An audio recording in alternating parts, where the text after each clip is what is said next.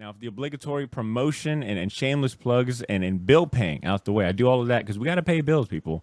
We can finally set the table for our esteemed guest today. Joining me is a lifelong fan of comics. All right. He spent 4 years in comic retail. And then in 2021, he co wrote a comic series called Freak Snow that was published by Behemoth Comics, which he also had his own imprint from that comic publisher. Also, another fun fact, he self admits to being the writer of the dumbest intellectual comics on the market. I promise those are his words, not mine. But jokes aside, I am excited to have the co-founder and co-publisher of WhatNot Publishing on the show, Shortbox Nation. Let's give it up for Kevin Roditeli. What up, Kevin? How are you doing today? Yo, pretty good, pretty good. Hell yeah. I mean, with those applause, I feel like a James Chappelle right now. What's up, Kevin? Welcome to the show. How are you doing today? Pretty good, pretty good. Like at the moment we were recording that is the moment we were sending to print the Exiled #1 of our book with Wesley Snipes. So it's really exciting for us. For me, that was the book that I was the most excited about to release because Wesley Snipes. Well, come on. I did grow up on those movies, the Blade ones, Demolition Man, Passenger 457, and all those stuff. Like he is one of my top action heroes personally. So working with him is just like a crazy dream. It's just awesome. That's awesome. Yeah, man. There's a lot of hype between Exiled #1 and what you guys got going on. I happened to watch the interview with Comic Story and Wesley Snipes, and then I think some of the co-founders of WhatNot Publishing. A lot of exciting things for you guys, man. Every time I go to the comic shop, I'm seeing the books, I'm seeing the promo and all that. Awesome. So yeah, you guys are killing it. Kevin, what does co-founder and co-publisher do? Like, what's your day-to-day job life like? Well, a co-founder just creates something, and after it's kind of done, so it's not really a role. But co-publisher, it's really I work with Michael Calero and Trevor, really on the publishing side, and us. The goal is actually finding the best book and bring it to the best way to the market. That's I guess the easiest way to describe that job. And we all have like a different skill set. Like for example, my background me is really into marketing, so I have a really good flair. I believe to find books that will hit the right way in the market, the current market, and also anticipating what's coming in the future. I think my partners are all great. We all on that part as well, but we all have like our skill set. Like Michael is really good to understand what's a good comic book for a comic book fan and all comic book works. And me, I'm more like the marketing guy, and the guy that really believe into the all the book can be more than just a comic book. I'm somewhat obsessed about the idea that comic book market is not as limited as we think right now. Like you hear all publishers and writers and saying and creators like, oh, comics that sell 10,000 copies is great. Yes, it is great in the current market, but I think if we all come together and find solution, comic can be way bigger than that. I don't think we are in the downfall of comics. I think we are in the resurrection, and there is like some really interesting piece of creative minds and publishers right now in the industry. I think to bring a new wave of comic book creators, and that's what excites me, is actually finding ways to actually go outside of the people that are already into comic books and bring back our I think that the huge numbers in comics are possible and without inflation, like really creating new readers. I think that's what's important for the comic industry, and that's why I'm passionate, and that's kind of my job, I guess, to find ways to bring people to read those damn book. Well, I think you've done your job well above and beyond already. I mean, I mentioned it in the intro.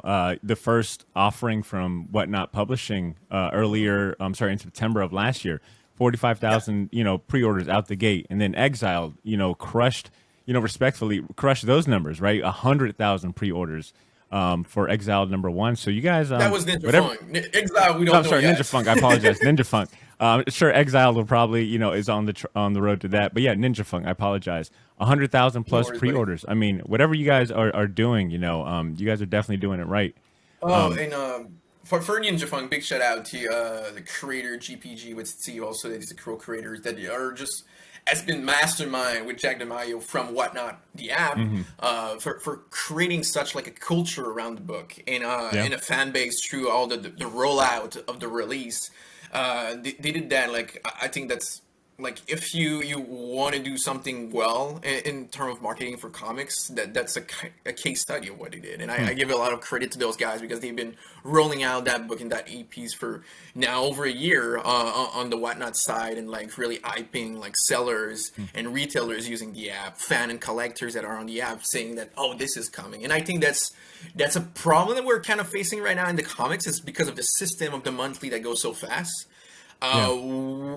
A lot of publishers, even ourselves, I don't think we are far from doing everything perfect. When we think about it, we are a super young publishing company, but I think a lot of the problem is like we don't give time to roll out. Like a movie, for example, the first trailer most of the time come at least 6 months, at Yep. minimum 6 months before the release, and most of the time in a year before and after trailer, 2 3 teaser posters and all kind of advertisement, and that's the problem of comics. Like since there is so little money, and it's of course the production of comics is not production of a movie, so you don't need the money and time invested to create a product, but there is so many product on the market that without the since we don't give time, since it's always rolling, for the book to sell, I think that's one of the reason why we don't see those big numbers, because it's hard to inform everyone that this book is coming out and it's for you. And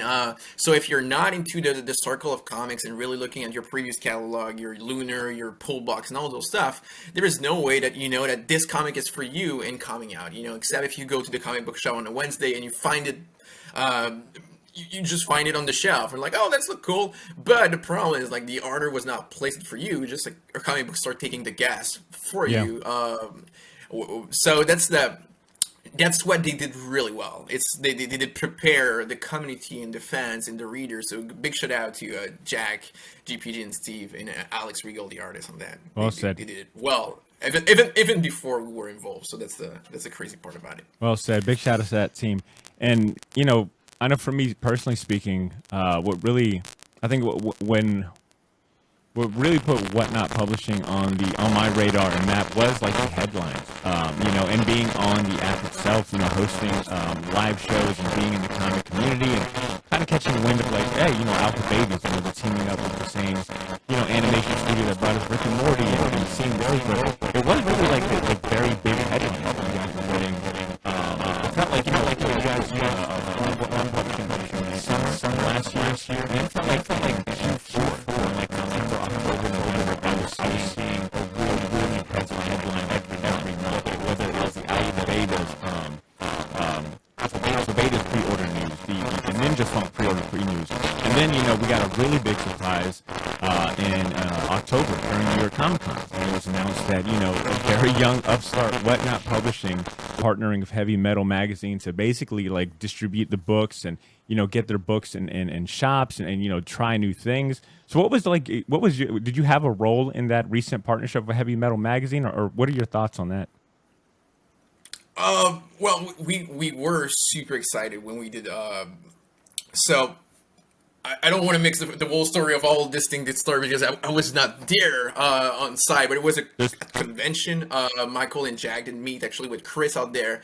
And we started chatting with them, and after Zoom calls and stuff like that, and we just seemed like a good synergy between the both company, because like, of course, any comic book fans or publisher like me and Michael, it's just like crazy to think to work with a brand that has been so influential for over 46 years. It's one of the longest I don't have like all the funding company like the dates, It's but iconic, it's man. definitely.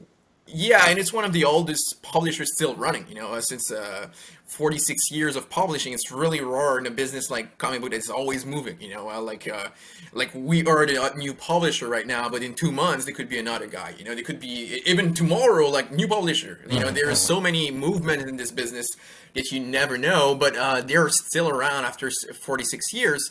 And the reason why, just the brand is so iconic. So many creators that you love, that I love, that were so influential for the best creators in the industry right now. Like Mobius did start there, Drew did start there. Like big sci-fi influential guys started on the magazine, and just like and we saw like a good synergy because the heavy metal brand being around for 46 years, of course that's a brand that has like a lot of older audience that has been like rolling with the magazine, buying magazines for years and stuff like that. And being WhatNot publishing, of course we are reaching like a younger audience with the app aspect, the tech aspect of it. So we just thought like it's really interesting actually to take this older company and this new company and kind of fusing in a partnership the distribution.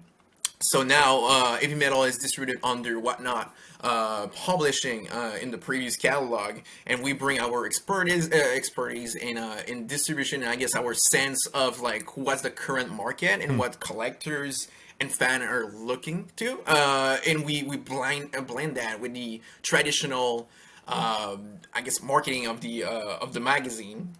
And I think it's a really it's a great combo that we're building right now. We're still like finding ways and learning all the system works, but it's super interesting as a partnership to be working right now already, I will say, on something that huge, you know, to be part of the history of the magazine that has been so influential to comic book creators and filmmakers. So for me, it's an honor, and it's I think the greatest challenge that you can face as a new company. Just like what all do we do to make that brand greater and more impactful in the current market, and that's what we're gonna achieve, and I'm sure, and we're super proud and excited by it. Hell yeah. Yeah, I mean, well said. For such a young, I mean, you know, listeners, what we're talking about a publishing arm that is, you know, that's less than what, 6 months, maybe? You guys are maybe 6 months, Yeah, maybe eight. yeah, even Alpha Beta is like the first one did release the first week of October, so we Yeah. did not release at retail before October 2022, and we did announce the company publicly at the end of June at Fan Expo Denver. Denver Fan Expo. So There we go. yeah, we announced it like in summer, in the first book in October. So yeah, Yeah. it's super young. Like the Exile is our for number one, and it's right now FOC. So it's I know. it's not even out. So we have three series that is right now ongoing. But the first one is FOC right now. So it's just. And We cannot be a younger company than that, I guess, in the publishing space. yeah, well said.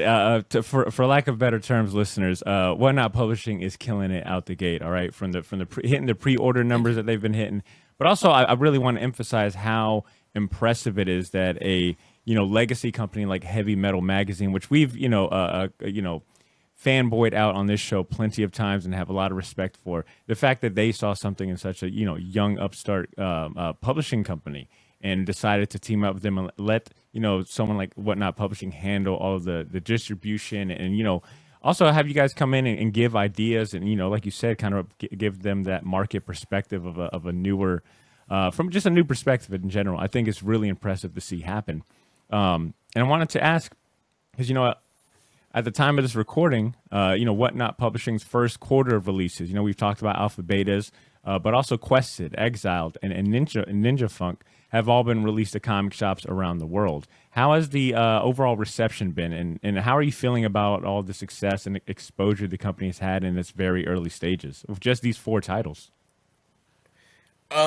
It's great, interesting. I guess, and it's rolling so fast. It's going so quick, and we're a really small team, and all working 7 days a week right now, and doing our best to actually promote the books, getting out, having the best quality at the same time, and it's just like it's like when you listen to an interview of like an artist you like, I don't know, a rapper or just like a sport player and stuff like that, and they look back at their career and they're like, it was going so fast, and it's. I'm not saying I'm I'm an NBA player or whatever, but just like at the moment we are in, it goes so fast. I don't even know which day we are right now. Just like there is so many things going on that I'm not maybe embracing as much as I should, the early success we're having, but at the same time, if I took the time of doing it, would we still be evolving and growing? And we're just doing our best to stay on that level of development, because we know in that space that if we stop, tomorrow could be the not that could be like not stopping the development of what we are doing. I don't know if it's really clear, but I just don't know how to feel about all that. I'm just grateful. I think like all the retailers, the readers, the collectors for jumping on it. Do I have like a secret recipe or something? Not really. So we're just doing our best, and we thank all the retailers, readers, collectors jumping on it and just embracing kind of I guess our new type of publishing company, because there is no other publishing company that is attached to a selling platform. And I think that's really unique, and maybe that's why it's super intriguing to people, and they're jumping on the train and are interested in our books. But beside that, I don't really have an answer to that. No, well, so it sounds like you guys have, are riding this massive wave, and there really, it doesn't sound like there was much time to like really sit back and rest on your laurels, as they say, and celebrate. Like you guys are all kind of heads down working. Like it sounds like opportunities are coming coming at you guys from all different angles, and trying to make sense and provide the best work and put the best work out there. So I commend that for sure. The fact that you guys are good busy, right? Like this is all great news to hear that you guys are so busy. You don't really have time to be like, wow, we're doing it. Yes, we do celebrate a little bit, but it's just like it's rolling so fast. Yeah, just for a little like insight of behind the scene as a publisher. Like for example, right now we are submitting to the previews to the distributor Diamond our books for May. So that's something like already thinking ahead. Or don't really. Well, you just don't know because you're not behind the scene. But publishers are submitting their books right now for May. Wow.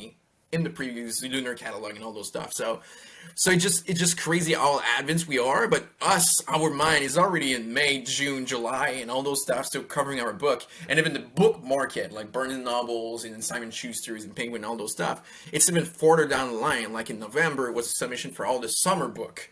So it's just crazy how like we are kind of in the future, but at the same time in the present, because we need to take care of all the FOC and printing and stuff like that. So the mind of publishers is all over the place in the future. So it's hard to be in the present and really embrace and celebrate what's going on. But our goal is like that we are on the same train at the same speed. With the book that we were soliciting in May and summer and stuff like that, because we really believe that we're making like a crazy good lineup right now. Oh, it's solid. And thank you, dude. Just like we're having a blast. We are having a blast. We are having fun. There is not a single day that I feel like I'm working. But it's fun. Cool. It's just a fun process. I have a good buddy of mine, Chris Hacker, who runs the Oblivion Bar podcast. I think it was New York Comic Con. He was at New York Comic Con, and he was there for the heavy metal announcement. I think he even attended like a really nice. Awesome. I think he had through like a party, right? Like a WhatNot publishing party, and those were some of the words he used. Was like it was just a damn good time. Like just sharing drinks with like creators, like not just. Creators not only involved with WhatNot, I think he mentioned like Kevin Eastman was there. I think he might have seen David Mackey, but like just other creators like being fans of what you guys are doing. So it does sound like you guys are having a lot of fun, but also working just as hard. So that's good to hear. I wanted to ask about your team. You mentioned it's a small team, and here's some of the names I'm familiar with, and maybe if our listeners aren't, this will be their introduction. But I know that on the WhatNot publishing side of things, you've got. You're a co-founder, one of the co-publishers, but you've also got other co-founders like Michael Calero and then Trevor Richardson, both of which have actually worked on the alpha betas. I think Michael is the artist, and maybe Trevor's the artist. Okay, yeah, got it. And Trevor the colorist. Perfect. Yeah. So yeah, we you guys wear a lot of hats. You guys wear a lot of hats. Yeah. And then, of course, you mentioned you mentioned Jack a few times, and we're talking about Jack DeMayo, director of WhatNot Originals and WhatNot Comics marketing. So is that the full team? Is that the full team? Pretty much. We have Angel working with us. We have Chris. We have we have a lot of contractors. Like okay. Pretty much all the publishing company, of course, because it's a business that's run on contractors. Just like this artist do 22 pages. This writer do that. After we need a graphic designer for that, we hire a graphic designer. But yeah, it's pretty much a core of the team. And but we wear a lot of hats for a reason. That was like the spirit we wanted of the company first. Of a company run and created by creators first, because we are all creators. Because I think not a problem in the industry, but like a lot of problem in general in the entertainment. I feel, and we hear it a lot. Of course, it's like companies that create content but are run by businessmen that are not really into the content or understanding the content, and that's not something we want to do. Like, yes, of course, we're all entrepreneurs, we're running that, we love the business side of it, but I think it's really important also to be close to not to the fan and understanding what the fan are, and and being a fan as well. Like for me, I'm a huge fan of comics, but of filmmaking and stuff like that. There is not a single 10 minutes in my life, let's say, that I don't turn a conversation into a film conversation. Even if we were talking about mac and cheese, it's not even related. Did you watch this new movie by There's a killer mac and cheese But, scene you just gotta see in this new Tarantino movie. yeah, it reminds me of American Psycho. But I think that's really important, actually, to do it right. And being close to the creator as well, and understanding the creators that work with you is actually being a creator. And that was something really important for us, is everyone on the publishing side to be creators and understanding what being a creator is, because it's a business run by creation. Like, without creators and ideas, artists, writers, there is no comic books. And I think that's something important, is actually who's going to release the book need to be someone to understand your process, to understand the creative process, and what's cool right now in the market you need to consume. And that's, we wanted to be sure that our moves were all a mix of business and an understanding of creation and what fans want. So it's just like that's why we are such a small team. It's like we are really careful finding the right people that want to do a company for creators, by creators, and not turn it into tuxedo in suitcase.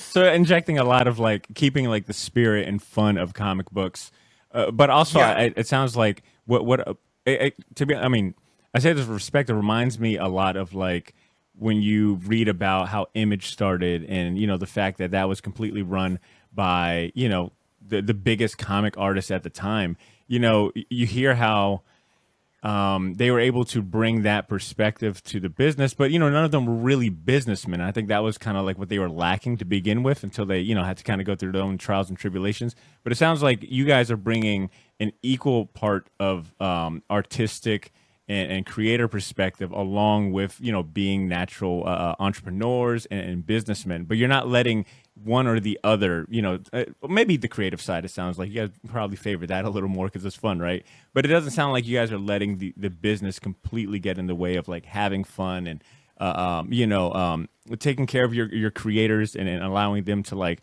explore ideas and things like that. Is that safe to say? It is. No, for sure. And even business for me is creation. Like, a lot of business is actually marketing. And marketing for me is creation, because like if you need to be creative to sell something well. And and advertisement is part of creation. Like, if you look at the Super Bowl, like Super Bowl is just like a big billboard, but all those ads are short films.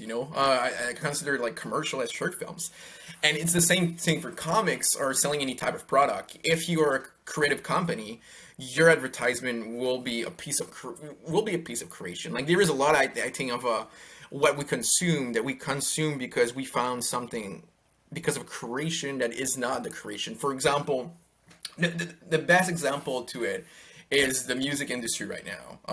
Like, of course, records and CD are not really selling well if you're an independent artist and not like a top billboard type of guy. But what you're gonna sell is shows with your music that people consume for free. And your music is actually turning into the advertisement now. Your music is your marketing to sell your concert, and it's the same thing for comics. It's actually the personality. It's like it's the personality of the creators, I think, is coming back, and that's what I love. And a lot of it is actually because of shows like you that bring creators and creative minds on the show, that now we're starting back. The 90s were just crazy. Like McFarlane, the Liefeld, and all those guys were rock stars and still are. But I feel with the internet, we're kind of knowing again who's behind the books. And that's what was missing from the comic book industry. We were selling characters, which were like Batman it's a marketing piece before being a creation, now, because the creation was 100 years ago. Now it's a marketing piece, and the creator will take that marketing piece that is a character and turn it into a creation. And that's really interesting to me to see it that way. And I think that any piece of entertainment, franchise entertainment, is that way. Like, give me whatever creation, like a Spider-Man films, for example. For when you start with it, Spider-Man is just a billboard. Like, what you gonna do with this billboard to actually sell tickets and move people to your venue? I like what you said. And I'm sorry. I like what you said. What you're saying about the independent creator. Music being an example, but I think that applies to like anyone that's got an artistic endeavor that they're trying to also sell, right? Whether it be podcasting or comic books. I definitely think we're in the age where, if you are a creator, whether it be an artist or, kind of creator is a catch-all in my mind, but you've also kind of have to have a little bit of business savvy to sell yourself, right? Like, you have to be a somewhat decent advertiser. Like, you can create everything you want. We'll just stick with comic books. You can create the most badass comic book out there, but if no one can find it or no one knows about it, it's kind of, you're just doing it for yourself at that point. Yeah. So I do like what you're saying about that, as far as being both, business minded, but there's also a way to keep tackle those business things with an artistic flair and mindset. Totally. And when we look at comics these days, we are all conscious, even if we it's not maybe the best way to describe it, but like we kind of sell covers to a portion of like the collector's aspect. And I want to say, but the cover content, real quick, on topic of covers, I'm sorry to interrupt, but you guys got your cover game on point. Like, if you go on, and listeners, I'll link to the WhatNot publishing site, but you can spend a good time just looking at the covers. Like, you guys have really capitalized. And that's where I was going. Yeah, dude. Your variant cover game is on point. Speak to it. Thank you. But yeah, that's where I was going. Actually, it's like covers. Like, if we look at YouTube content or stuff like that, like influencers, for example, you will have your content on Patreon. I'm sure you have a Patreon, right? Yeah, absolutely. Or Patreon. Yeah, so you have your content on Patreon and people pay for it, but you still have like the free thing on YouTube. But it's the same thing for comic book when we think about it. The cover is technically free digitally everywhere, but it's a piece of artwork that an artist did put time on it for you to be entertained. Yeah, you look at the cover by Kyle Otts, for example, on the Exiled. I did look at the cover and his inking for like 5 minutes, which is just because I was like fascinated by what he did on the cover. But it's the same thing in a piece of content on the internet. When we think and look at the cover like that, we are entertained by it. And it's the same, to me, that's our YouTube as a comic book publisher, is when we post covers, it's our piece of entertainment that we give for free to bring you to our paid entertainment, which is the content of the book. And after, of course, if you're a collector and stuff like that, you want to own the piece of content that is the cover. Well, the cover is free, technically. It's on the web. You can look at it. But if you want to own the physical piece of it, or the physical content, you pay for it. But comic book publisher and creator, we give content for free that way to create paid subscription in some way. It's the same thing that creating YouTube content or any form of content when we think about it. That's an interesting way to look at the and I'm sure you've probably heard it or been a part of it yourself, but like the kind of the now kind of old debate that's been going on, like, is digital killing physical and physical media versus digital media? To your point, like, there's something enticing about keeping physical alive and treating it as a piece of art, right? Like, especially with these variant covers where you're getting different artists to come in and do their own interpretation and take on it. And then you've got like the limited quantity factor that kind of, does its own thing to these covers. But I've never heard it put that way, where you're saying that, we are putting content out there with our covers on our website. If you're someone that likes digital, well, you've got it made. But we're appealing to the diehard collectors who want to own this stuff as art. That looks at comic books as art, which they should be. Yeah, No, it's totally, and there is content for everyone, and you can consume anything we do digitally, for free, Yeah. technically covered But by. It's if there. you want to hold and feel it with your grubby little hands, you got to pay for it. And I Yeah, like which that. which we love. Dude, I'm personally as a Yeah. reader, it's impossible for me to read digitally any book. I'm just not able. Like my attention span is so little, and I'm trying like on my PC, my Yeah, iPad, you got a whatever, and I'm hundred just like tabs after two open. pages, Yeah, I'm there's like, something about having a what's physical. going on? Yeah, there's something about having a physical connection. It almost forces you to like sit and pay the respect that medium deserves. And speaking of which, I'm for our listeners, we are doing this interview via video. So if you want to watch the video version, YouTube link in the comments. I'm sorry, in the show notes. Hell yeah. But I see that my man Kevin, yeah, I see your love of print media, of the physical. I see your love of physical comics because it's all over your background. Is that every single WhatNot comic on your wall? I see Exiled. It looks like It's, Quested. it's not every single, but I Ninja just Funk. try.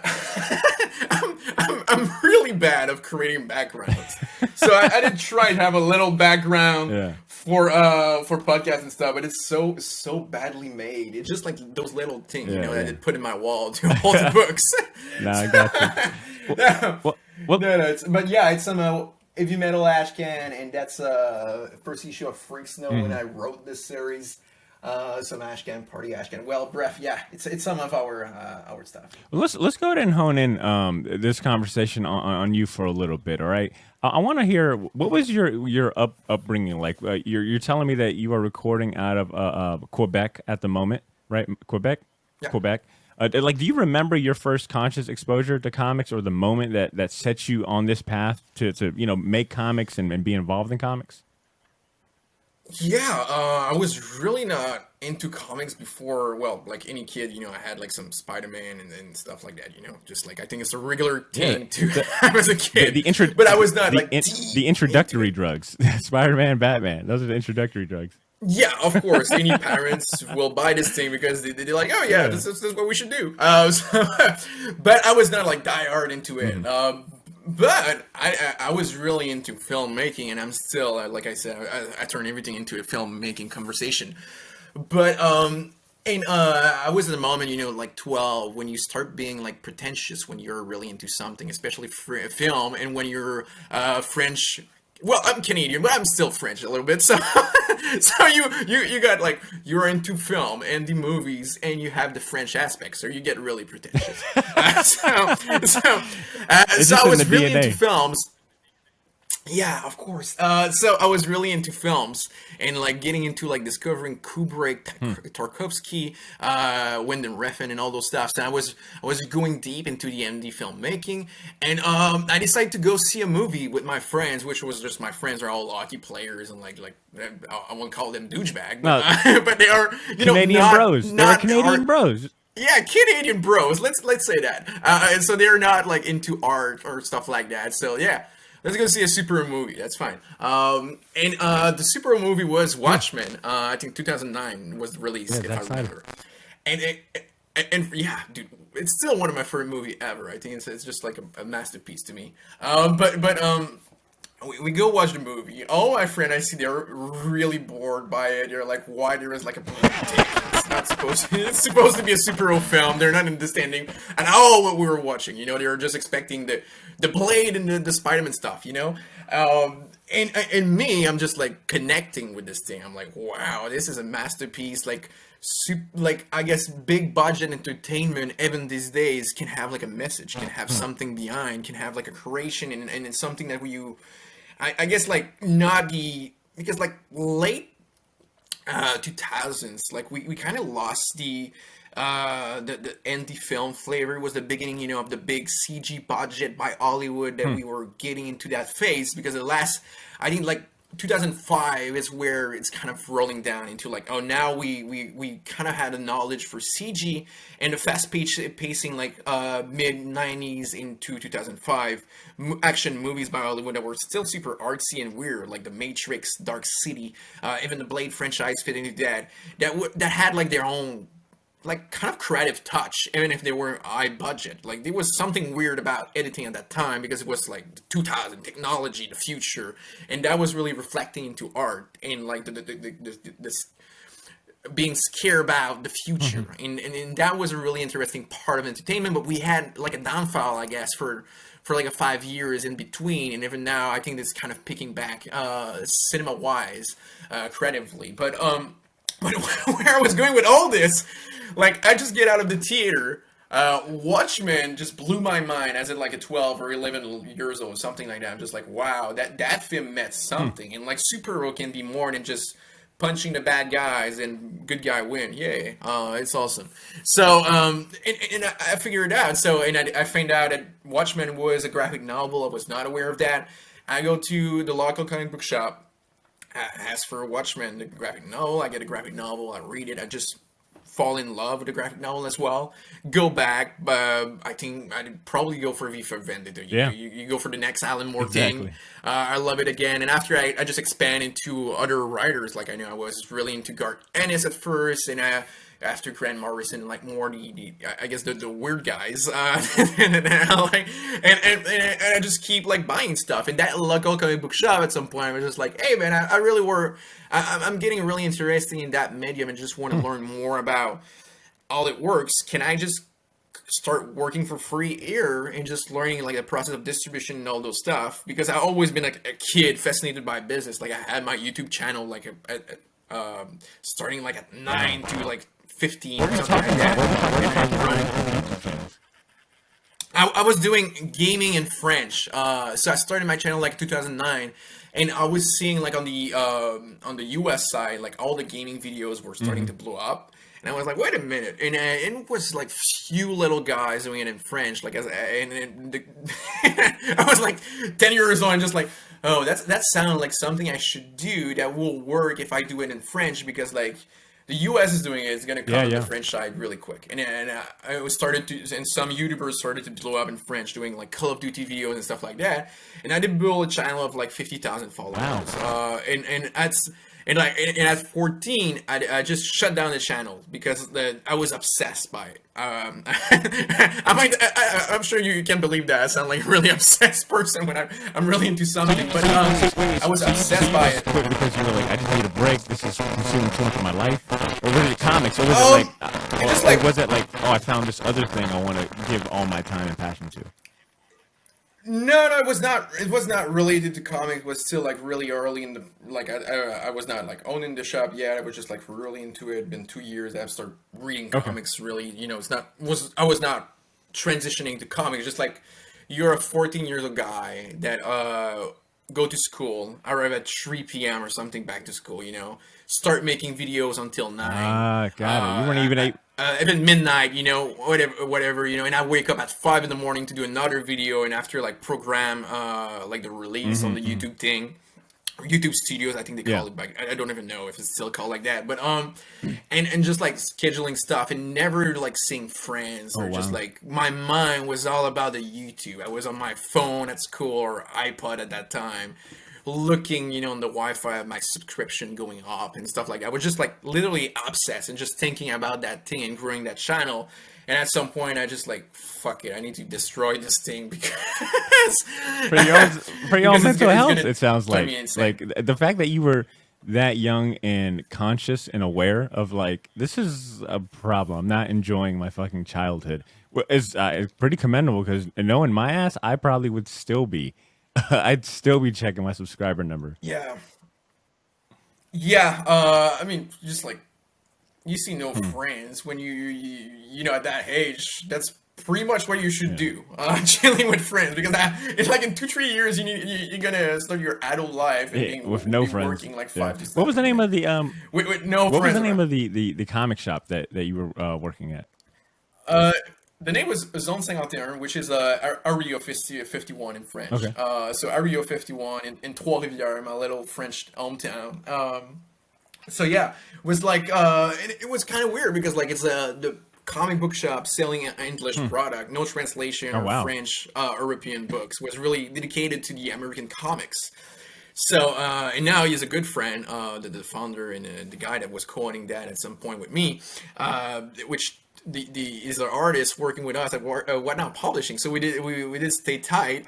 His name is Tony Kent. He made like the Blade Runner homage for the Oh, Exile, cool. and he's making like a couple of Exile covers. He even did a Ninja Funk Exiled cover. So he's really still involved with us. He was with ALA Comic Con and stuff like that. So we keep the click tight. That's cool. But it's pretty awesome now to that we did move in creation and publishing together. But yeah, we're just fascinating to actually be in this little shop in a French town that it made no sense. Like in Trois-Rivières, where I am right now, still am. It's no one speak English pretty much here. You know, it's like it's all second language, and second language because you did watch like the Marvel movies in English, you know, and it's really approximative. Like, like my English is flawless for someone from here. I would say, all the But all yeah, the Tony it just Stark makes quips sense. and all that. That's where you learned your English from fucking Rocket Raccoon. Wow. Pretty much, and that's all I did actually learn English by Interesting. watching Yeah. movies in English, because English is a pretty simple movie. I think if you have like a decent, I guess, acting skill, you can kind of understanding like the pattern of the sentences in the word. I mean, my English is far from perfect, but I mean, it's understanding the pattern in the language through movies. It's kind of easy, not easy, but it's I guess it's possible, just because like the most of the Yeah. movies available out there, the big budget movies, are from America, and of course they were shot in English. So we got the dubs, so Yeah. we got a dub version and stuff like that. But you want to watch the real performance, not someone performing over a performance. Got It's it. something weird to me, which I get. You know, if you don't speak English, like it kind of sucks to listen to something you don't understand. You're just like that. Yeah, you're like, yeah. And then you're gonna kill that guy. Yeah, You know. yeah. Instead of just watching all the pretty fight scenes and all that, you actually wanted to see the product for what it was in the movie it was intended, and you Of just happened course. to. I mean, look, your English is better than mine. Like, so that's pretty cool. That I don't think so. okay. So But yeah, it's so super where did fun. the transition from working in retail to writing the comic series that you got, Snow Freak? Like, how did that transition happen, and then from there to publisher? Like, how did the rest of that story go? So I started my first small press as a publisher when I was actually running the Oh, comic wow. book store. So I was working in a comic book store, and of course, like, was the beginning. I think 2016 maybe. I'm really bad with dates, so maybe my timeline doesn't That's because work. that's because But I you're think it was working around. so much, Kevin, that you're like, you're like, what day is it? And you actually mean it. It's more like, what year is it? But yeah, I think it was around 2016. I created with Rob Cannon, which is the artist on Freak Snow with me, and even co-writer of the second series that we did in the world. And we started together Rats and Crows Publishing, which was my first imprint with him. That well, was a Kickstarter publisher, of course. Just like the first thing, you're learning the business. We do Kickstarters, and we start getting other creators. Just because like I have my marketing sense and marketing, I have fun with marketing, so it was fun for me to take some books and say let's put them on Kickstarter and find a good way to promote them and sell them off. I did not have the money to actually do big print run or just like bring a distribution behind, like Diamond, for example, those books. So it was really just Kickstarter, and we do it. And we sold the company to a guy in Israel that did nothing with it. But I don't know what did happen with the company, but we sold it at the Wow. end. So it's kind of How pretty old were cool. you at this point? I don't know, 2016. So I think I was like 18, maybe. So by Yeah, 18, 18, so by 19. 18, you've But yeah, we sold it for not a lot of money. But still, I, mean, It did not I worth think much. I think but, just yeah. from a comic fan's head, I think regardless of however much you sold it for, you sold a comic imprint that you started off Kickstarter. I think that's still impressive to a guy in Israel, which Yeah, is kind of and, I don't know, it's a little shady, but I get it. no idea what he did with it. Word. But and the reason why we sold that is just like me. I'm really creative, and I always think about like new ideas. I have like probably 15 movies that I want to do as a writer director. And but I was just like, man, I don't have time to write, with all this publishing thing, even if I enjoy it. So I'm like, let's stop that and just like focus on creating. And that's when we did go on Freaks Note together and start that Freaks Note book. And after we just submitted to BM, it took like 2 minutes, and we're like, we won this thing. And Wait, we had you said publishing. you submitted it to Behemoth Comics, and they instantly were like, Yeah. "Yeah, we'll take it. It looks awesome." Oh that's yeah, cool. it was like 2 minutes, and I got like, let's take it. And I said something like, yes, but I want to run my own imprint if you want the book. And there was another publishing company that wanted the book at the same time. Was the yeah, I want to sign with you guys, but I want my own imprint. And just like did a lineup of books like in 3 days. Like I was reaching out to creators, like, hey man, I might have like a distribution for you, Oh, blah, wow, blah, that's blah. cool. And we just made it happen, and they were on board, and now we just like started like officially developing, me and Rob. Happy Tank was the imprint, and just bringing titles and lineup and just starting releasing book. And we started, of course, with Freak Snow, the first standalone graphic novel, and after we did 4 issues miniseries set in the same world, different series, different characters, but it's still in the same world. And we did pretty well. Like it was like for 45,000 copies for 4 issues, like 15 on the first or something. So for first series, first creator was fine. And after we did our MFKZ, which sold 40,000 copies, so it's kind of interesting because we did repeat. We're kind of.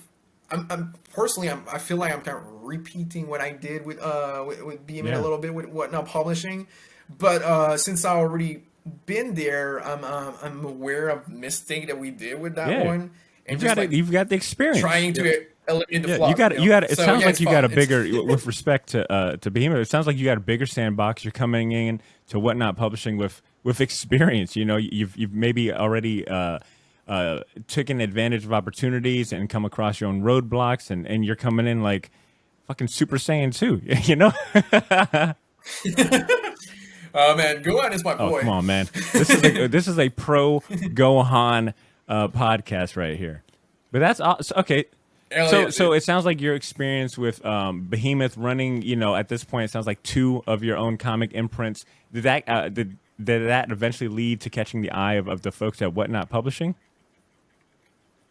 So, to make the story really quick of Whatnot Publishing. So, I met like Behemoth was bought by Sumerian Records. That now the company is named Sumerian Comics, and at that time, like now, was a period of transition for the company. So I needed to make a choice, but at the same time, we were.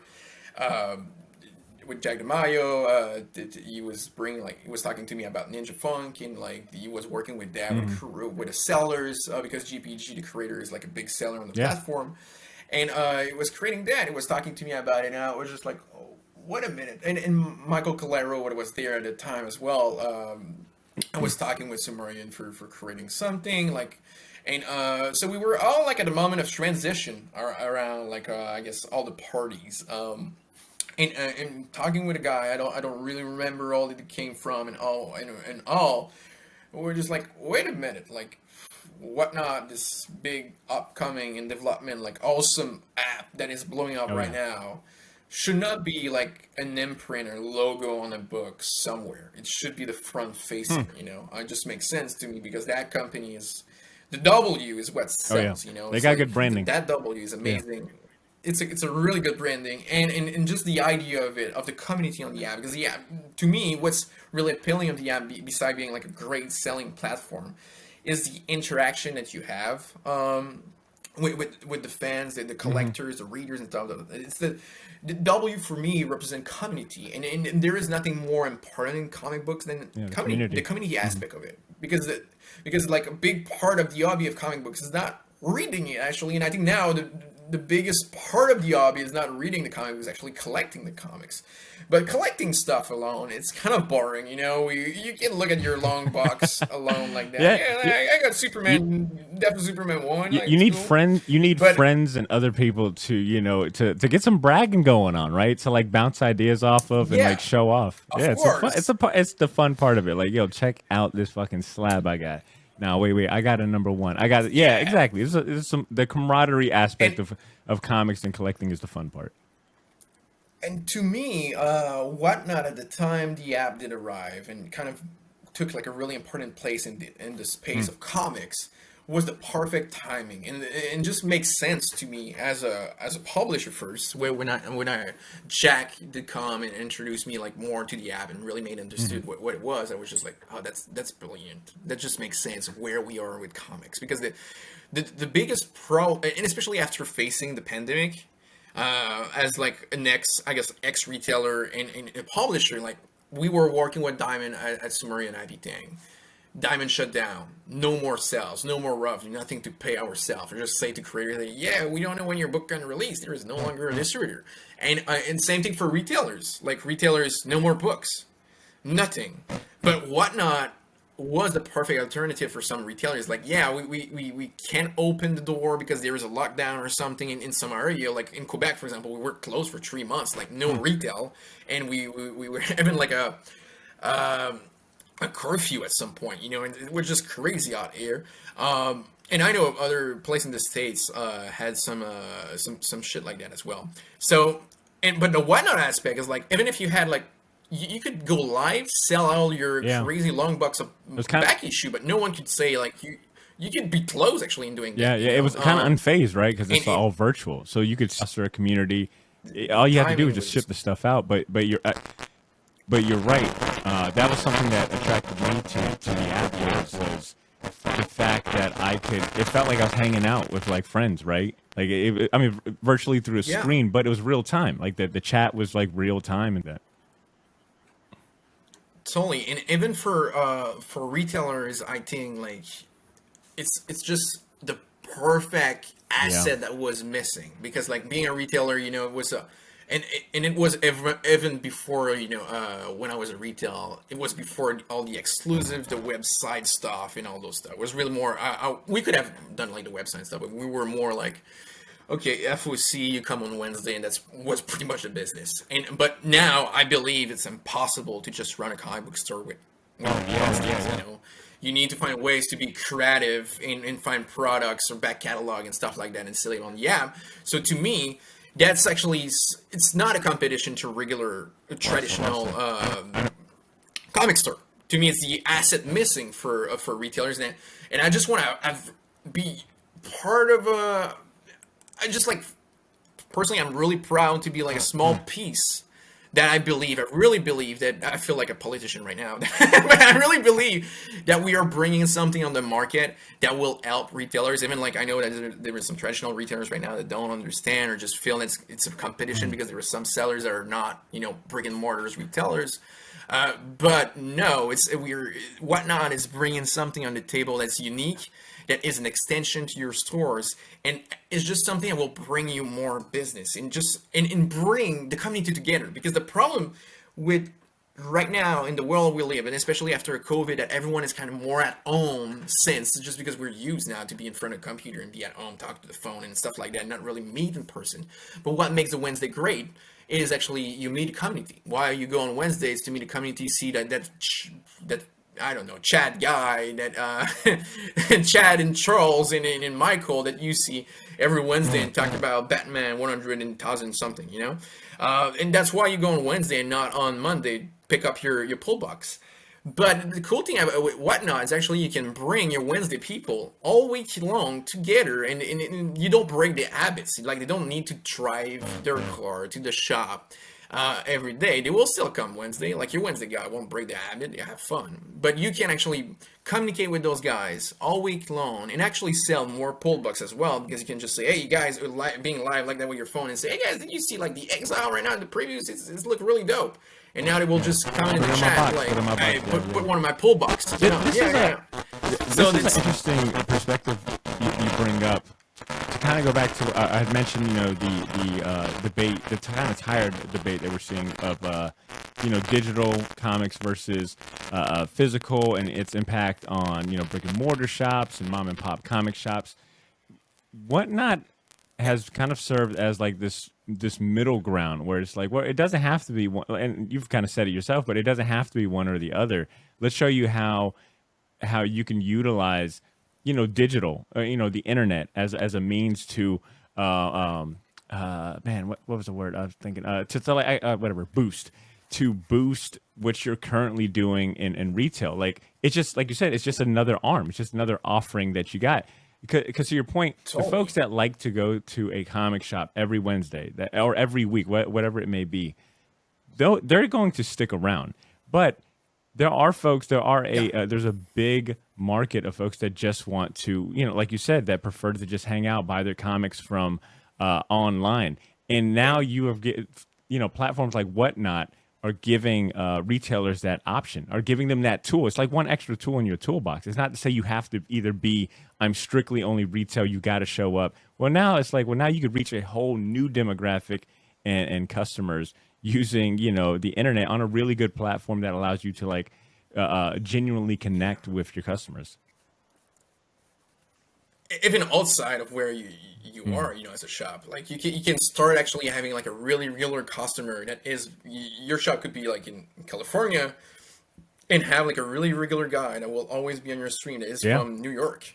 And that's the beauty of it, because your brick and mortar, there is a limitation of like size, the amount of people that can come in, and parking. Yeah, and just like where you are, like I don't shop at Midtown, for example, and I don't drive 7 hours, even if I think Midtown is super cool. Or just like any retailers like in the US. Well, I don't want to cross the border every time, but I love, like, there is so many cool shops that I would love to be there. But the WhatNot experience compared to like, because most of the brick and mortars sell on eBay for years. Like they put their books on eBay for since the beginning of the 2000s. But I think the big difference with the WhatNot aspect of it is like, it's like being in the shop, even if you're not there. Like I did visit some shop, for example, like one in California, Sacramento, A1 Comics. I love it. It's such a cool place. But now with WhatNot, I can be at A1 Comics and never have to step a foot in my place. Yeah. And I love that place, but it's just like I won't take a $7 tickets to go it's buy just way comics more at A1, convenient. It makes sense, right? Like for sure. And it's not only that; it's also like being it's a nerd space. We are geeks and stuff like that. And it just like makes sense that we are. I think, well, I can speak for that, but I think there is a lot of introverts in that space, just because you're used to be like with yourself, watching movies, reading books, and stuff like that. And the in-person event, or just like going to the shop and talk with people, even if you want to talk, it can be hard for some people to just like have conversation, just because you are introvert. It's totally normal.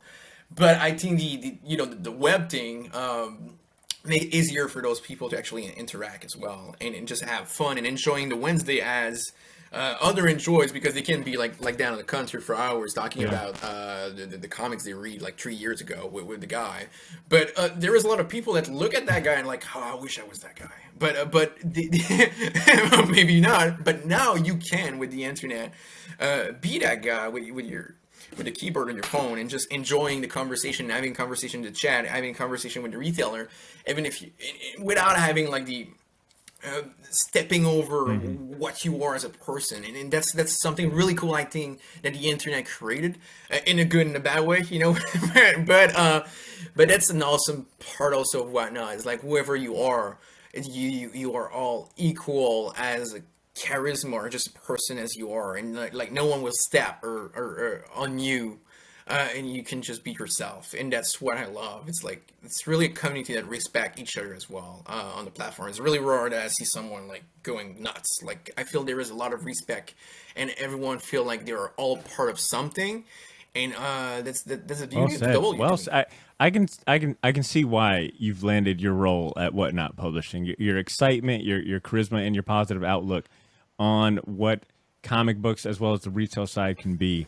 It kind of speaks for itself. And I was curious to hear from you, what other like what other publishers or comic professionals or indie creators do you look for for inspiration? Like, do any other publishers or creators like inspire you in the way that you move business wise, or even creatively?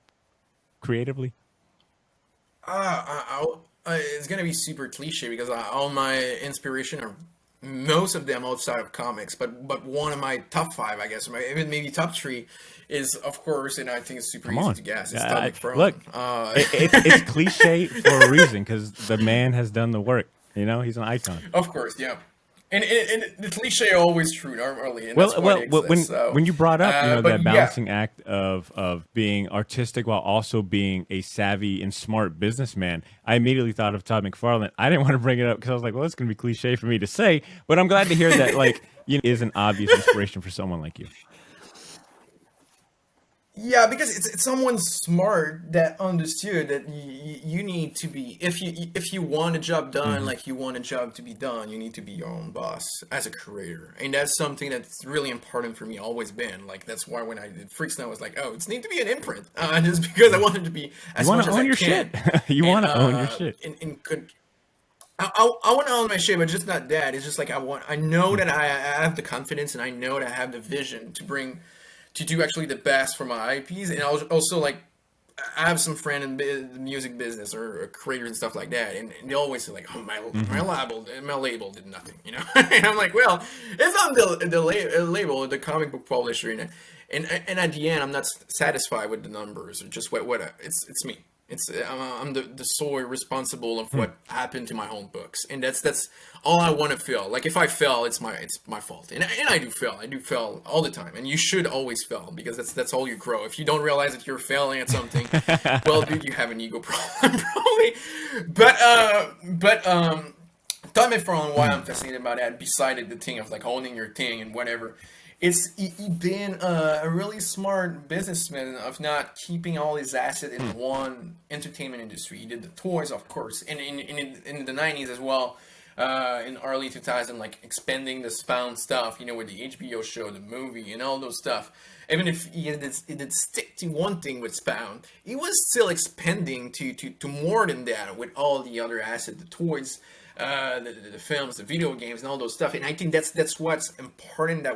That's what makes someone, to me, influential. It's when you showed actually you can, yes, perform in one sphere of the business, but what would you do in other one, in Yeah. other like type of entertainment? Like that's you can be a really great creative, like a genius, a master in the comic book space, but to be a genius or a master of entertainment business, you need to go in another space and just like do it another way, and just like that. And I think smart businessmen will always do it because all the eggs in the same basket is never Well the said. best way to go. And just because, like going back to the COVID or just the FOC books for a retailer, that whatnot was there to like there were some crazy stories of retailers that come to us and tell me directly and like if whatnot was not there in the Hmm. COVID, my shop will be closed. But I did open the app, start selling my back issues, even if I was locked down.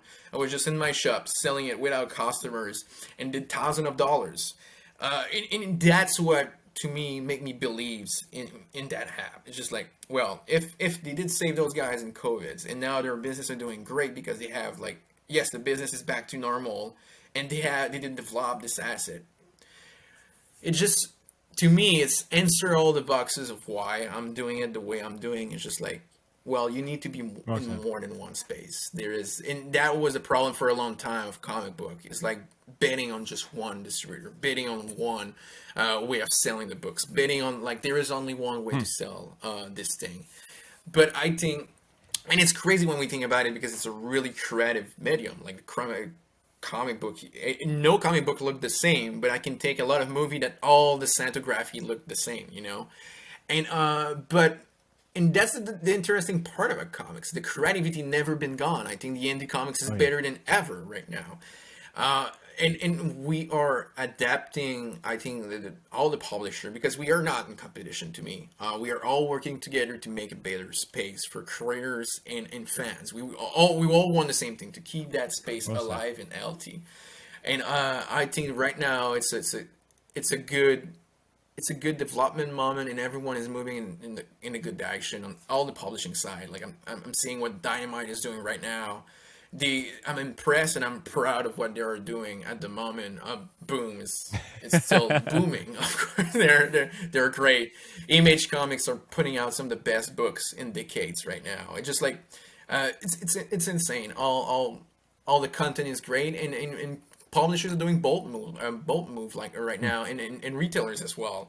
And it's include retailers jumping on the WhatNot app. But beside that, like really smart initiative for promotion. I saw like some retailers doing a party 2 weeks ago with like you were getting an issue when you go in the shop and stuff like that. Like retailers are creative as well, and it's just cool seeing everyone getting super creative and like how can we use our creative product into turn the experience around it into a real experience and not just like I will take that book and go to and pay $3.99. You know, now it's let's make it more than that, and turn it into when you go to the shop, it's an experience. You have fun. It's like going to a theme park, and that's our goal. I think collectively in the industry right now is like, how do we make this thing a theme park with some water and roller coaster. Well And said. of course, It's definitely a good time to be a comic fan and someone that, like personally speaking, that goes into a shop every week, seeing the different things like Ben at Gotham City Limit will try, whether it's like his weekly live shows, the different deals, the raffles. It's definitely a fun time to to have a shop cool. that you can call home. I wanted to ask about. I wanted to go back to your role at WhatNot, and really just it sounds like whether it was working at the retail on the retail side or having your own imprint, the one commonality that I'm seeing, and especially with like your new role as co-publisher, is that you have kind of always had an eye for comics. Whether it was getting creative teams underneath your or creators on your label to put out books, and then now with WhatNot, like finding creators and finding comics out there. Like, how do comic books stick out to you? Like, what are you looking for? What makes a comic book stick out to you and excited to try to get it distributed and giving independent creators like a chance? Like, what are you looking for? I think when it doesn't look like that because I'm super energetic, as you can tell as a person, but I'm someone that is super easily bored. Well, actually, it makes sense. When you're always writing at 100 miles an hour, even when you speak, it's probably because you're bored as a person. And to me, what I'm looking for, I'm someone is super hard to be into something. Just because I'm like, okay, that. After 5 minutes, I'm like, okay, I'm done with it. But when I'm really into something, there is like a passion moment. Like any movies that I don't cry because something is sad on the screen. I will cry because I'm like, oh, there's a connection now with that piece of entertainment. That movie is just like, oh, that shot is beautiful. The way it's building up the story. And sometimes like movies that everyone hate, most of the time actually. And I'm like, oh, that's freaking insane. I love it.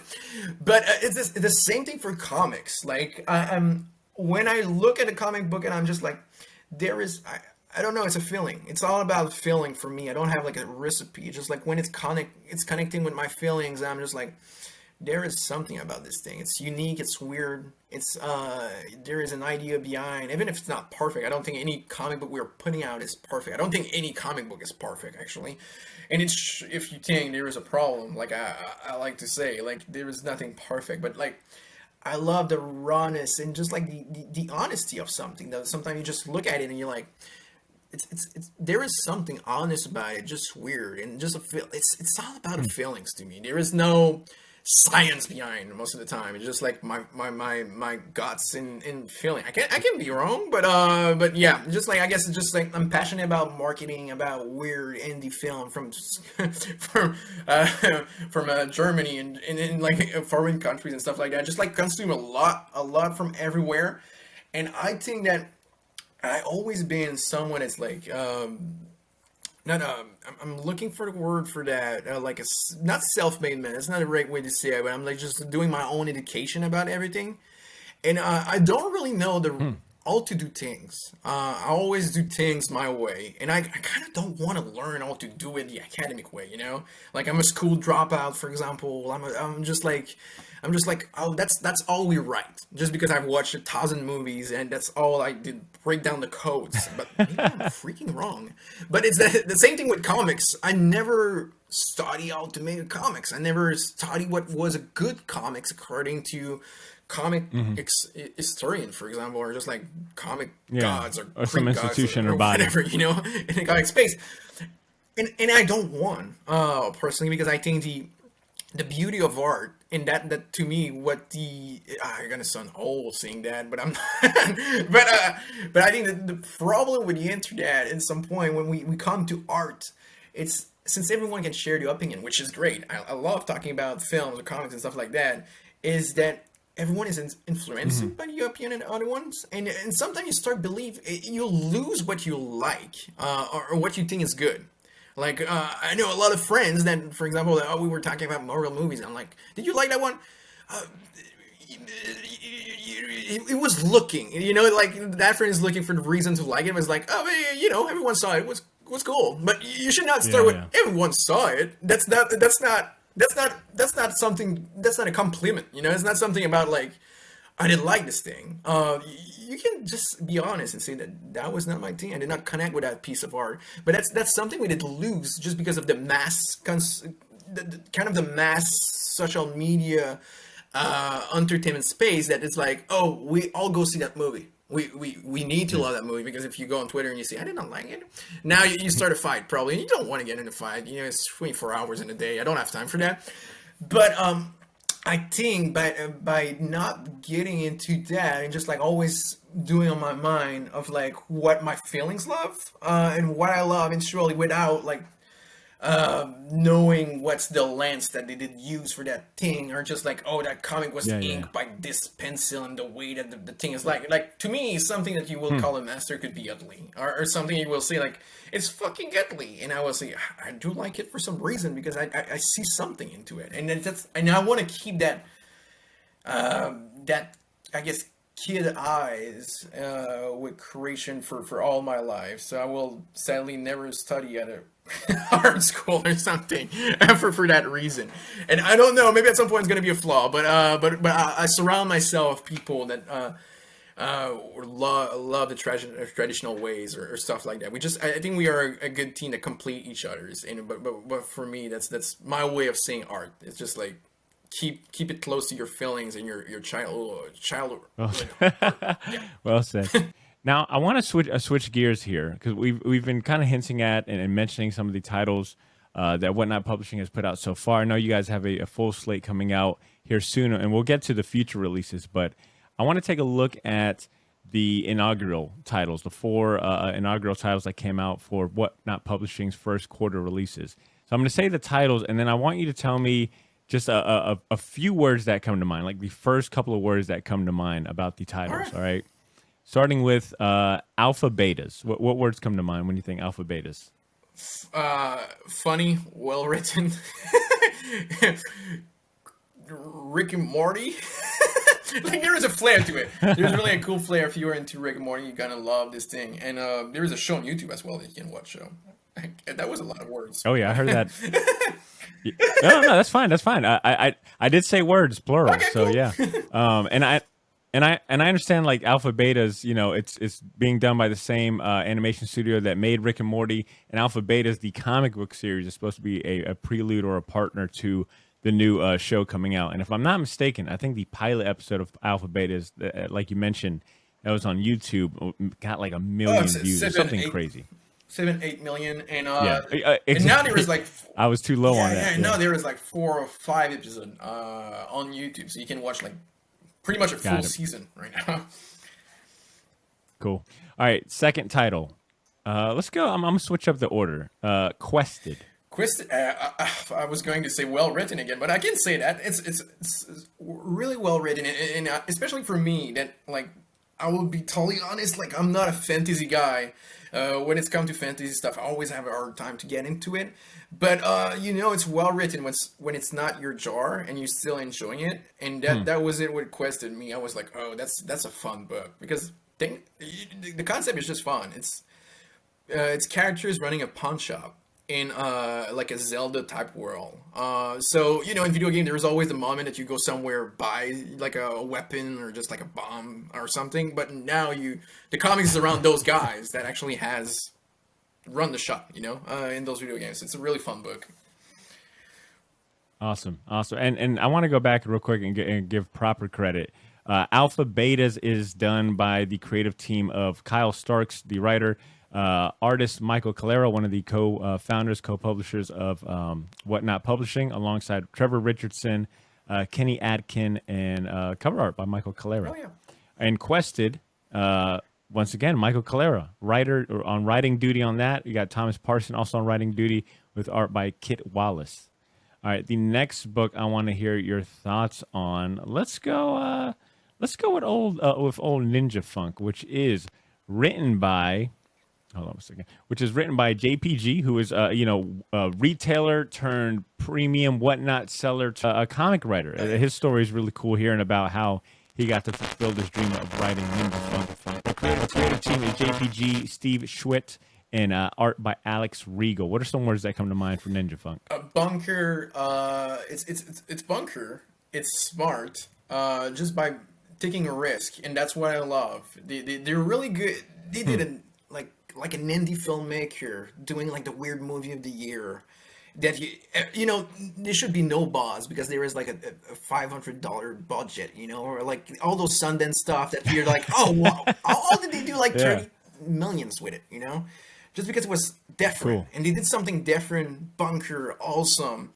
With the art of Alex Regal, to me, I just felt in love with this artist. I'm like, I have like 15, as a writer, I have like now 15 ideas to do with that guy. They created something unique, and that's what excites me the most. So I'm just like, even if it's not, there is even some books that I see like, I'm just like, it's not the greatest thing ever, but to me it's the greatest thing ever just because he did take some risk, and that's from all the publisher. Yeah. And for me, Ninja Funk is good. It's taking a risk, and the art is just phenomenal. So I'm in love. Yeah, I like the premise for that one. I like the premise for Ninja Funk a lot. I was excited to pick that one up. All right, and then last but not least, like I said, we're just looking at the first quarter releases of WhatNot Publishing. There's plenty more coming out, but you guys, I believe, wrapped up this initial release with the release of the Exiled, which is written by none other than fucking Wesley Snipes, people. All right, you got Wesley Snipes on writing duty, Keith Aram and Adam Lawson. That rounds out your trio of writers with art by, is it Esquivo? Is that how you say it? Awesome. What are some words that come to mind for this one? I'm a big fan of Wes. First word is Wesley Snipes. Just like I'm really into the '90s action heroes like Wesley, Jean-Claude Van Damme, of course the Stallone and all the stuff. Like I love this thing, and I've still watched a lot of those movies back to back. So I'm super pumped by that. But it's a really intelligent story. It's a detective story in the style of Blade Runner 7. You really feel like you're getting into a like if David Fincher did a sci-fi movie, pretty much with Wesley Snipes. So it's pretty cool. All right, good stuff. And I think I might have been mistaken because Exiled #1, I believe, this episode will come out next week. So Exiled #1 actually hit shops on, Exile #1 hit shops January 25th. So by the time this episode comes out, you'll have about 2 weeks. February 8th, sorry. So February 8th, yeah. 8th? Yeah. Oh, wait. Okay. Everything I'm seeing over here says, on the WhatNot website says 25th. The date didn't move. But yeah, that was the initial release. Oh, word. Okay. Hey, look, it happens. All right. Well, word. You're going to have plenty of time to go pick up this book. There's some really good variant covers for the Exiled, by the way. I'm seeing this Jim Mafood one that is super rad. Yeah, Jim is the best. He did a launch cover for all 4 of the launch titles. We have a cover by Jim Mafood, so it's just bunker to see his style. So it's so unique on like different series like that. Like his take of the characters is always fun. Yeah. And I'll say, man, what I find most interesting, capping all of these initial titles. What I find most interesting about at least this first wave of titles, and I'm sure it'll, the same, it'll probably carry over into the future titles, but it's the diversity in the characters that you guys have corralled and brought together. Specifically, like the diversity of the professions and the walks of life of the creators on these creative, on these different books. You have, we've kind of mentioned some of these names, but you have notable comic creators, including Kevin Eastman, of all people, right? You got David Mack doing covers, Jim Mafood. There's legit animation studios like Starburn Industries, Rick and Morty fame, right? Like they're doing their own comic. And then you've got legit and bona fide celebrities like Wesley Snipes, doing his own graphic novel. And then you guys have also tapped into popular comic influencers and YouTube creators like Comic Tom, who's doing like his own and first comic for the new Heavy Metal partnership. And then of course, we got long-time retailers who turned to what who pivoted into WhatNot, right? When the COVID thing happened, when COVID happened, and lockdown. And then from what premium selling or whatnot to being able to get the opportunity to chase his dreams of writing a comic book on Ninja I think the diversity of the different walks of life that you guys are bringing together and giving the opportunity to write comic books is really impressive. And I think it keeps things fresh, like, because as a reader, I don't know who else could be given a book to give, to share their life and their experience and their ideas. So I think it kind of keeps me on my toes as a consumer. Like, I wonder who else they're going to be able to get. What other celebrity or what other retailer turned writer, Well, thank you, dude. We try to diversify our book as much as possible, but still, like, that's always a challenge. You don't want to be in a box that everything looks the same, everything tastes the same, but you want to keep your little, a little something that we don't know what it is. That there is a lot of companies. I think the companies that do like it an well, X Factor. that you can't tell really what it is, but you always feel home, even if it's always different. Like if we go in movies like A24, for example, as a studio, it's like everything is so different, but it's always a A24 movie, and that's what we want to achieve. It's like having all those books that are really different, but there is always a little something that you're like, oh yeah, that's a publishing book. And that's what we try to achieve, and we want to always have like a little something per book that make it interesting. Like who's the next, like you said, who's the next celebrity, who's the next creator to be on it. We try as much as possible to bring something like that to every titles, that and mix with new talent, because it's something that's so important for me, because I think it's a comic book need new voice. So we want as much as possible to put new voice on the books that will bring something special and unique and new to the comic book industry. That's just like, oh, that book is something I have never read. And that's to me as a publisher, this is my number one goal. Is you read one of our book and you're just like, this is like nothing I've read before. I did my job when I heard that, and that's what I want to feel. Of course, I can hear that everything we do. If not, we are the biggest innovator of all time. Like, but it's the biggest compliment that I can receive on something. But if it's not the case, we try at least to find a way to make it interesting and fun, and unique in his own way. So that's something important for us. That's a great goal to have. So let's have a little fun real quick before we leave this topic, Kevin. All right, this is just strictly fun. All right, I want to hear, what are the names of other professionals that you're eyeing? And if you could have like a dream team, creative team, right? Like, and no, you've got infinite budget. You could pick whoever you want to write a comic book for WhatNot Publishing. Like any name in the industry. Who comes to mind? Who would they be?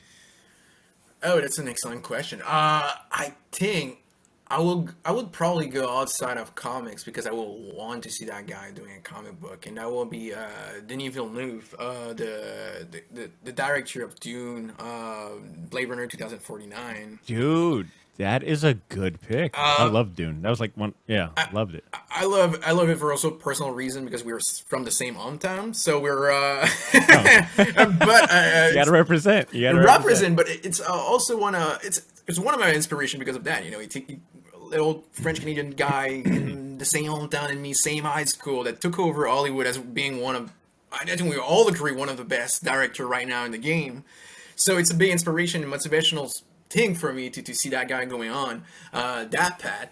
But also, I'm a legit, really big fan of his. Like, Blade Runner 2049 might be my favorite film of all time at the moment as we speak. Or at least top 3. It's always changing. I will say top 3 with Clockwork Orange, I guess.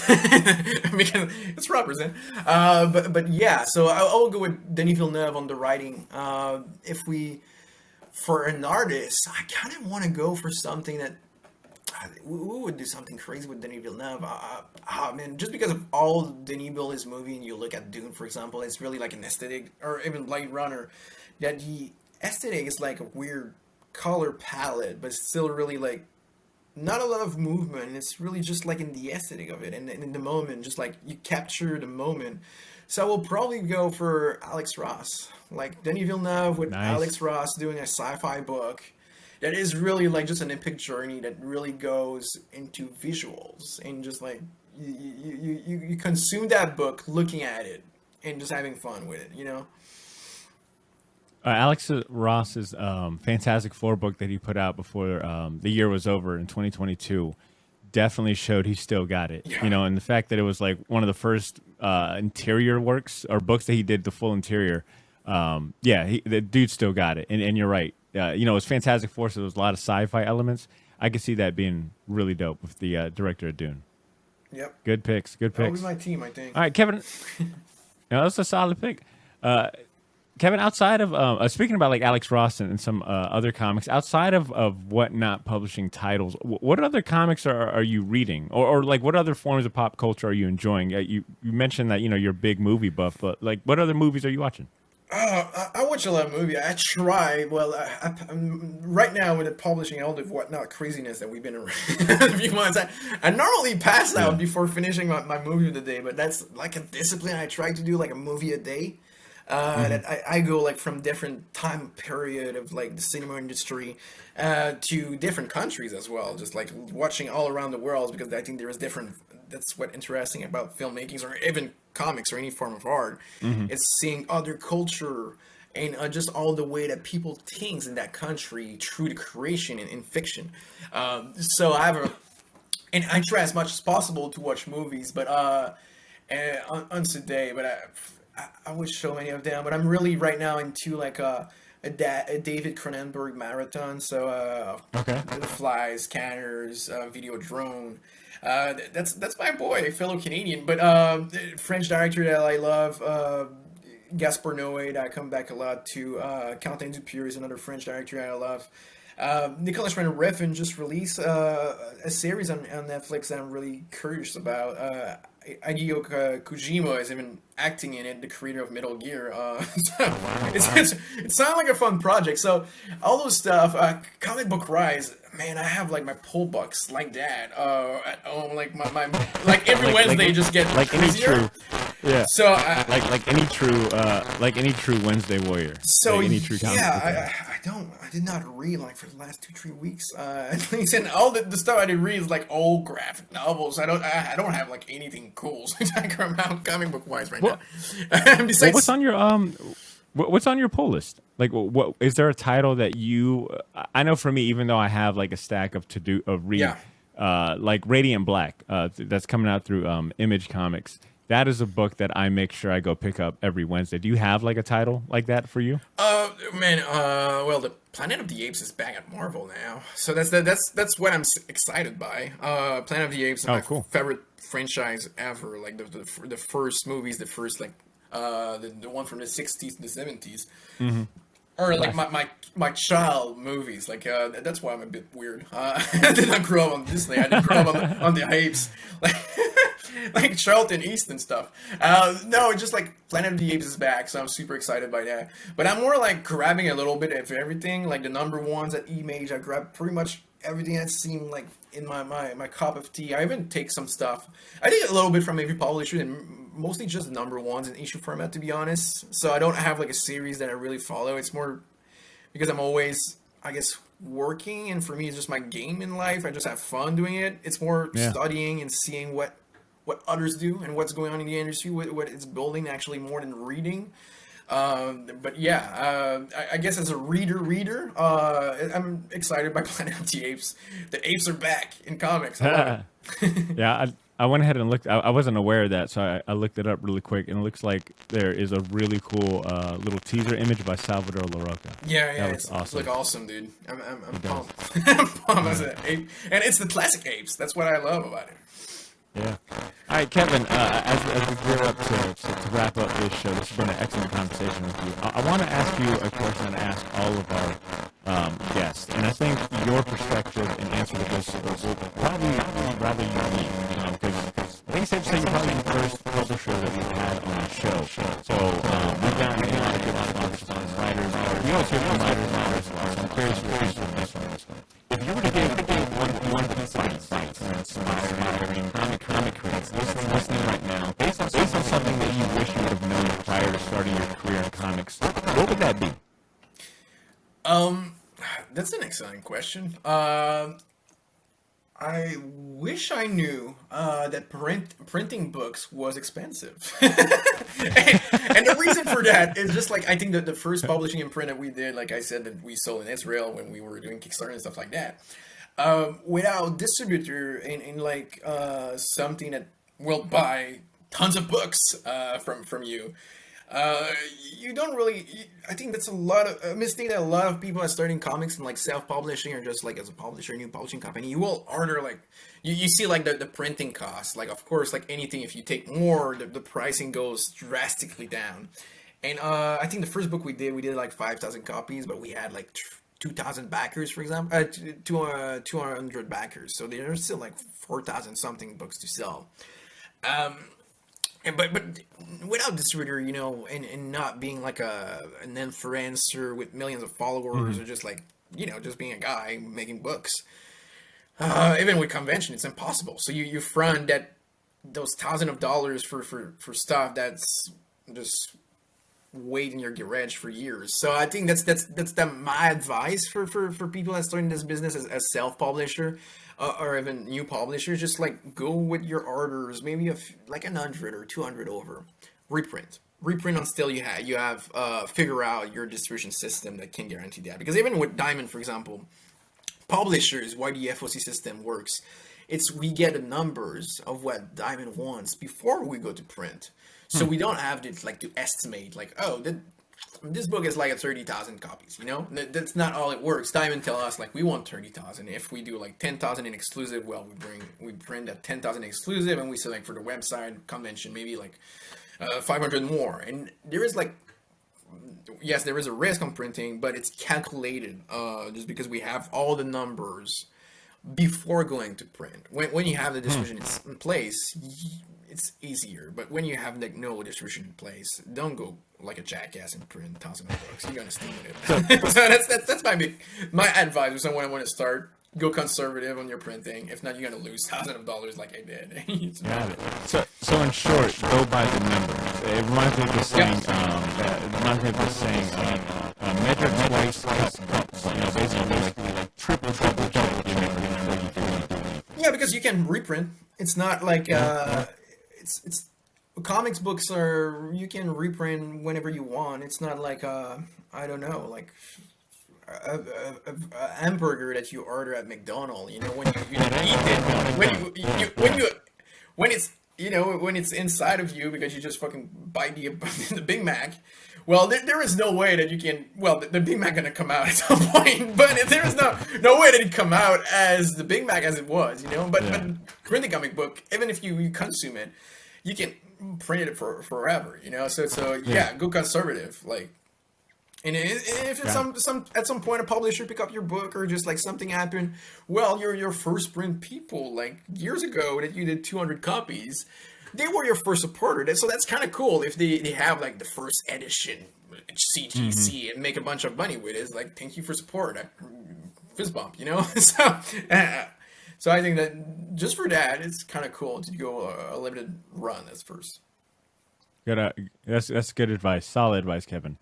All right, as we close out, Kevin, I want to say first of all, thank you so much for taking time to hop on the show and bringing in the new year. You're the first episode of the short box of the new year, and I wanted to come strong, and what better way than to highlight all the incredible things that WhatNot Publishing has got going on. As we close out this this interview and this conversation, I want to give you a chance to tell our listeners about what's in the foreseeable future for WhatNot Publishing. I'm gonna have plenty of links to WhatNot Publishing's Instagram as well as the website. People can check out some of the comic books that you guys have published in the show notes. So highly advise listeners check out the show notes if any of this stuff has piqued your interest. With that being said, Kevin, close us out. What can the Shortbox Nation expect and look forward to this year from WhatNot Publishing? Well, that's a lot. So what I can talk about, of course, is the Exiled February 9. After we're gonna have Liquid Kill. Incredible series at the end of February as well. Last Wednesday of February we have Liquid Kill, which is like a Ghost in the Shelf meet John Wick. that's Right cool. now in the previous catalog, be sure to order your copy at comic book stores. It's an insane story that the guys did craft. After Heavy Metal #1 release, March 1st, we have just after that Astrobot #1, which is kind of a Gundam type book I was written by looking at Simon that. Furman, the original Marvel Comics Transformer writer. So that's kind of really cool. I'm excited I was about looking it. at that on. I was looking at that on the website, and that looks so badass. It reminds me yeah, it gives me heavy Gundam vibes, but also like another old school mech show that I used to watch a lot. Yeah, no, it's awesome. The artist Hector Romero is just insane. He has a style and a watercolor feel to it. It just, to me, it's one. I know I'm the publisher, so it sounds like I'm just selling my stuff, but to me, it's one of the best looking comics I've seen in a while, and I'm just so excited to release it. And we have more stuff coming up, like Ram God is a series with heavy metal. Griffin, that is a cool Star Trek type book that's going to release at the same time. So we have at least a new series every month. So check out our social media, Whatnot Publishing, in the previews catalog, previewsworld.com for all our books. And for my personal social is Kim and Roditeli everywhere. Thank you. Hell Happy yeah. New Year. That was an awesome show, dude. Thank you for having me. No, dude, that was great, Kevin. You are fantastic. You are always welcome on the show if you ever want to Hell come yeah. back and talk about anything going on at Whatnot Publishing.